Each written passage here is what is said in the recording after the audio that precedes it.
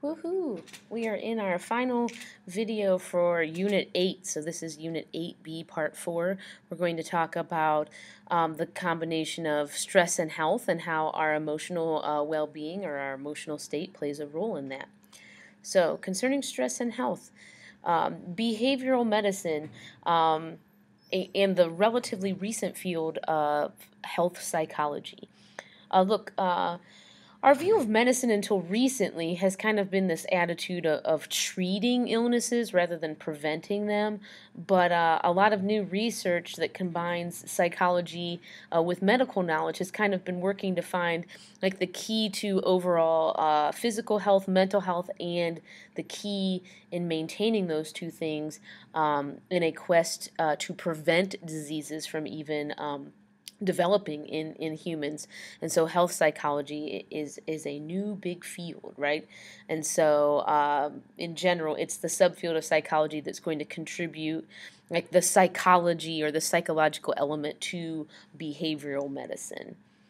In this section, we're going to talk about stress.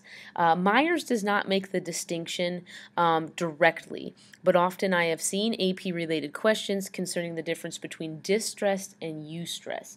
Okay, and so stress in general is the process by which we perceive and respond to certain events. That's the key, perceive and respond to certain events, which we will call stressors, and we appraise them as either threatening or challenging.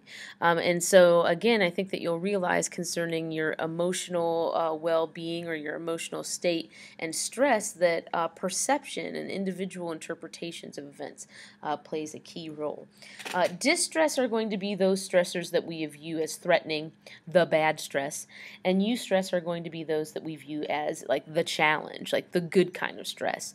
So like the stress to, perform well in a musical might be viewed as distressful to some, right? Freaking out, oh my goodness, I'm not going to do well, I'm going to mess up my lines, versus eustress, like that competitive edge, like that set of nerves before performing that gives some people the attitude of, bring it, I'm ready. There are negative effects to stress concerning illness. Prolonged exposure to these stressors can weaken our immune system. Okay, there's been lots of research that has shown that children who suffer abuse or people with PTSD often are more prone to disease, and that's a result of the weakened immune system. Okay, how that happens can be explained using the stress response system, and we'll talk about stress hormones and GAS, or the general adaptation syndrome. Concerning stress hormones, while we are in a stressed situation and we are in that fight or flight mode, right, that sympathetic nervous system is kicked in, we're talking about a neurotransmitter known as epinephrine, and our adrenal glands are also secreting glucocorticoid hormones like cortisol. So those cortical hormones are a lot like our natural steroids, basically. And so when they are released by the nervous system in the short term, it's fine, and that they help deal with, stress. But when we're looking at long-term dealing with stress, remember the slow communication process is the endocrine system. And so we know that like the short-run neurotransmitter, not necessarily that bad of a thing. But when the glands, like the adrenal gland, are constantly secreting those stress hormones to deal with long-term stress, that can have some damaging health issues. Concerning the bullet above on stress and illness, when the endocrine system is producing mass amounts of these steroids to deal with stress, the body has a difficult time also producing white blood cells, which we know are the things that attack the diseases in our bloodstream. And so that is the trade-off to dealing with stress. The GAS, or the General Adaptation Syndrome, was developed by Heinz Saley. It has three stages: the alarm reaction, the resistance, and the exhaustion phase. And so, as said before, right, endocrine system produces steroids, immune system can't replenish white blood cells. That leads to a decrease in our immune system. And we also know that people who are stressed don't make new cells as well as general people do. That has to do with the DNA at the end of chromosomes, which is called telomeres. And when the telomeres get too short, that cell can't divide and will eventually die. Shortened telomeres is kind of a natural part of aging, but when we look at cells of highly stressed people, those cells look and act older than they actually are chronologically. And so, that general adaptation syndrome, alarm reaction, that initial response, the resistance is when your body switches over to the endocrine system taking over. And finally, exhaustion is a result of, prolonged exposure to stress is going to kind of cause shutdown here. Has a lot of physical damage, not just emotional toll on us. Okay, stress and the heart. Heart disease is the leading cause of death in North America, and there's a reason that stress plays a role in this. First is that concerning coping methods, which we'll actually talk about on the next slide, people tend to often use defensive coping methods as a way of dealing with stress, which can contribute to the development of heart disease. But personality types also plays a role. If you recall from our Unit 10 on personality, type A personalities tend to be the more intense people, while type B tend to be more relaxed. A's, surprising surprise, right, tend to have more of a chance of developing heart disease. Why is that? Type A's are always combat ready. Their bodies are always on high alert, so that sympathetic nervous system is always making sure there's plenty of blood flow to muscles, right, to deal with potential threats or potential stress, which means that when the blood flow is going there, it's not going to the organs as much. And we know that blood flow to the organs is what we need to flush fat and cholesterol out of the bloodstream. And so chronic stress, right, depression, negative attitudes, all of that stuff can lead additionally to inflammation due to those stress hormones, those steroids. Which can also contribute to heart disease. And so defensive coping mechanisms coupled with intense personality types could explain why heart disease is such a cause of death in our country. Concerning stress and disease, we know that some illnesses are a direct result of stress, right? Hypertension, right? High blood pressure or headaches can be directly caused by stress.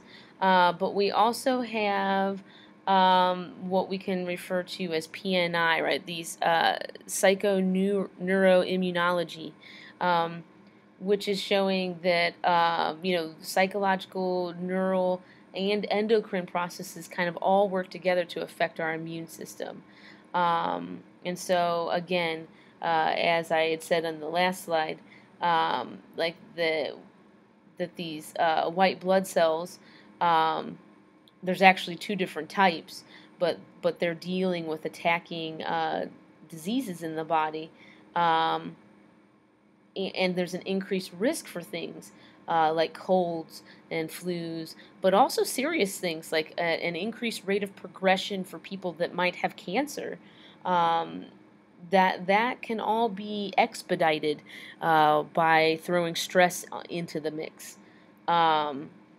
So I guess the important lesson here is that mind-body connection concerning our emotional well-being kind of feeding into our physical well-being. Okay, so the psychology of stress to end this section. Let's talk about the different types of stressors. Right, catastrophes are going to be unpredictable, large-scale events. Obviously, a huge source of stress for an entire culture or society. Sometimes, life changes are those events and situations that can cause a person's lifestyle to dramatically change. Sometimes those are predictable, as in you will graduate upon successfully finishing your career in high school, or they can be unpredictable, such as the death of a loved one. But those are stressful as well.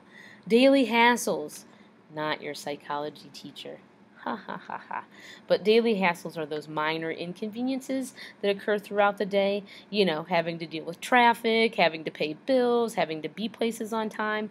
Um, they usually cause us to experience frustration, which is just the pursuit of a goal being blocked, like me needing to be at school on time, but getting behind a school bus equals frustration. And pressure, that's just extra demands that are placed on us to perform a specific way. Frustration, pressure as a result of all of the above can lead to burnout, right? When people experience, just a lack of drive anymore as a result of too much stress. And so trying to avoid those sorts of things are important. Again, not all of it can be avoidable, but it's in our way of dealing with it, in our perception of events, that can really alleviate the level of stress that we feel. Concerning decision making, there are different types of conflicts that we experience, right? A conflict is having to make a choice. I've ordered these from least stressful to most stressful. Obviously, approach is making a decision between two good things. Avoidance is making a decision between two unappealing choices. Approach avoidance is one choice that has both pros and cons. Should I go to college post-graduation is an approach avoidance conflict. Do not think of it as choosing between something with pros and choosing between something with cons. That's not a conflict at all, people. Pick the good thing, right? So this means one choice has both pros and cons. And then multiple approach avoidance is going to be having to make two or more choices, each having their own pros and cons. So should I go to college upon high school graduation is approach avoidance. Now that I've decided, yes, I should go, I have applied to 5 different colleges and have been accepted to all 5. Which should I attend would be a multiple approach avoidance situation. And then finally, coping methods. We can talk about defensive versus active coping methods. Defensive is anything that temporarily tries to decrease the feeling of stress. Oftentimes these are negative, such as smoking, drinking, procrastination. Versus active, right? Change of habits to try to remove the stressor or either alleviate its effects. Planning, organizing, exercising, those things can all be healthy ways or active ways to cope with stress.